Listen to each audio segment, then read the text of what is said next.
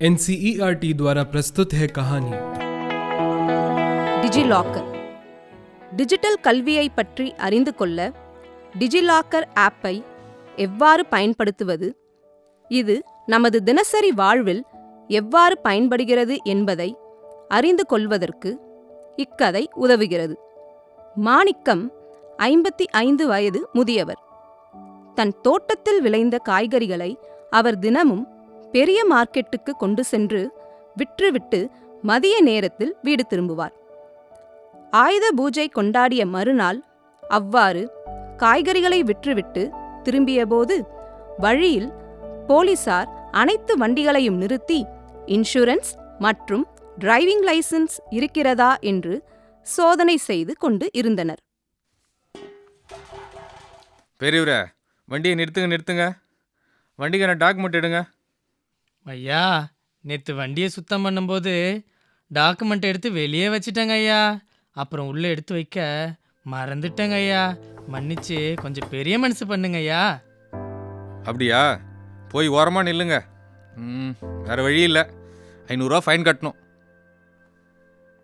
500 ரூபாய் என்பது மிகப்பெரிய தொகையாக அவருக்கு இருந்தது. என்ன செய்வது என்று தெரியாமல் யோசித்தபடியே நீண்ட நேரம் நின்று கொண்டிருந்தார். வரிசையில் நின்ற வாகனங்களை பரிசோதித்த பின்னர் அந்த காவலர் ஒரு ரசீது சீட்டுடன் மாணிக்கத்தை நெருங்கினார். ஐயா, வெண்டைக்காய் வித்த காசு 300 ரூபா தாயா இருக்குது. அதனால 300 ரூபா வச்சுக்கிட்டு இதை மட்டும் வச்சுட்டு என்ன விட்டுடுங்க ஐயா. என்ன பெரியவரே, சரி, உங்கள் மொபைலில் வாட்ஸ்அப் இருக்கா? வாட்ஸ்அப்பா? இருக்குதுங்க ஐயா.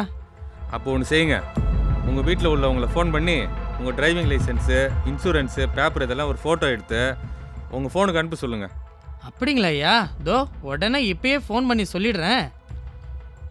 பெரியவரே, இது மாதிரி நேரத்தில் நம்ம பயப்படாமல் இருக்கணும்.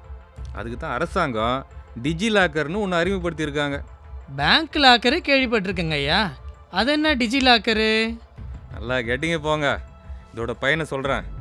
Aadhaar card, PAN card, driving licence, insurance இது எல்லாத்தையும் இந்த ஆப் மூலமாக நாம் டவுன்லோட் பண்ணிக்கலாம். அப்புறம் எல்லா இடத்துக்கும் இந்த ஒரிஜினல் டாக்குமெண்ட்லாம் நம்ம எடுத்துகிட்டு போகணுன்னு தேவையில்லை. இதை நீங்கள் ரயில்வே ஸ்டேஷனு, ஏர்போர்ட்டில் கூட காட்டிக்கலாம்.